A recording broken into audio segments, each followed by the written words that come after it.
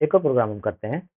उस प्रोग्राम को करने के लिए हमें न्यू फाइल में जाना पड़ेगा, क्योंकि प्रोग्राम थोड़ा-सा हम समझ के करेंगे। प्रोग्राम क्या कहता है कि सर आप यूज़र से इनपुट लो।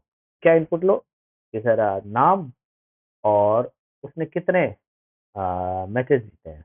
बिल्कुल करेक्ट ले, एक स्टूडेंट का नाम ले और उसने कितने मतलब प्लेयर का नाम इनपुट करे और ये भी इनपुट करे कि उसने कितने मैचेस जीते हैं आज इस सेशन में, 2022 के सेशन में कितने मैचेस जीते हैं और स्टूडेंट का नाम और उसके मैचेस, नाम और मैचेस, नाम और विनिंग मैचेस।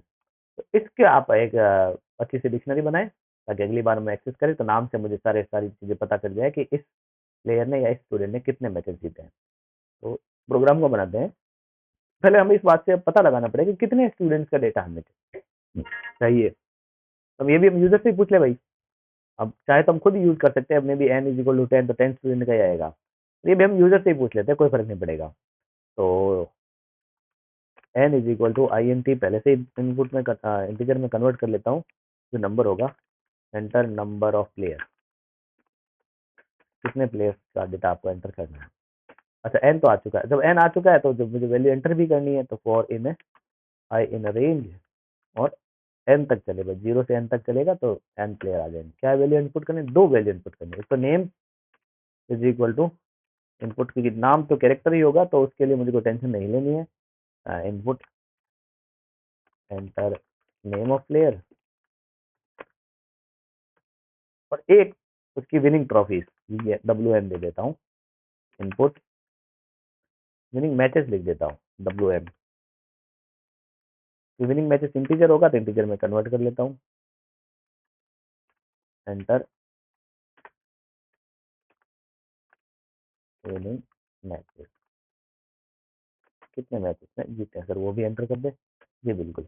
अब मुझे क्या करना है, एक छोटा सा काम करना है कि सब ऊपर एक डिक्शनरी बना लेता हूँ मैं, DI नाम से अच्छी रहेगी और यहाँ पर लिख लेता हूँ कि सब DI ऑफ नेम में इंसर्ट हो जाए WM, बस सिंपल।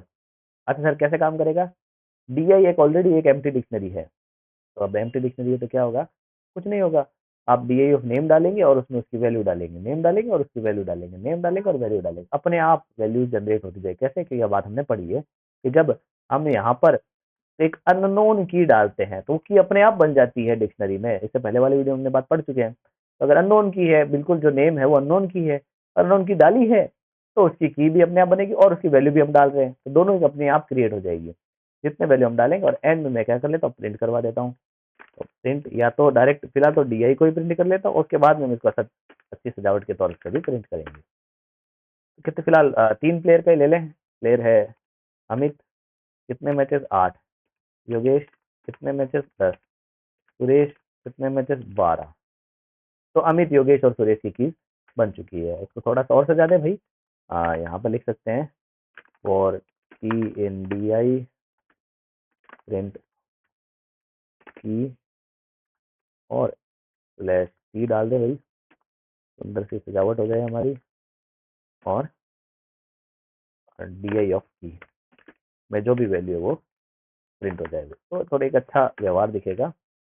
3 स्टूडेंट, अमित, सत्योपन, सुरेश, जैसी और अमोल 27। तो अमित, सुरेश और अमोल की जितने भी वैल्यूज है वो सारे अच्छे से प्रिंट हो रही है सर।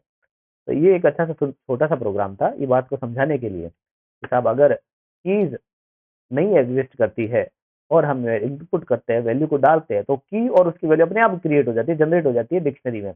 इस बात का फायदा हम आगे उठाएंगे बहुत सारे प्रोग्राम्स में। इन प्रोग्राम को बहुत अच्छे से सीखेंगे हम। इस बात का कहाँ कहाँ फायदा उठाया जा सकता है, तो इस बात को आराम से आप प्रैक्टिस करें और अपने कंप्यूटर पे इसका 2-3 वेरिएशन भी आप प्रैक्टिस करें, क्योंकि इस ये जिसकी प्रॉपर्टी है बहुत ज़्यादा यूज़ आएगी, हमारे आगे वाले प्रोग्राम में बहुत यूज़ आने वाली है। इस प्रॉपर्टी को आप आराम से करें और अगर आपको ये वीडियो बहुत पसंद आया, आपने इससे बहुत सीखा है, तो ज़रूर मेरे वीडियो को लाइक करें और सब्सक्राइब करें, शेयर करें, ज़रूर सब्सक्राइब करें और लाइक ज़रूर करें मेरे वीडियो को। Thank you everyone.